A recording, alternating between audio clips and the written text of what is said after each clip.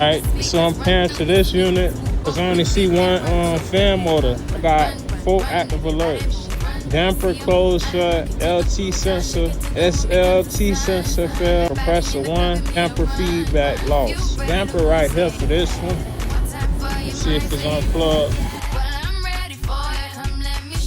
And so for the dampers, I'm not sure why they had an error code, but let's check the fan. Sorry. Same.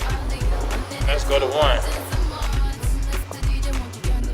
I tested 1 and 2, so I'm guessing the one that shut off was 1. But what I'm gonna do is now I'm gonna go to cooling and go to second stage and start. Let's see what happens.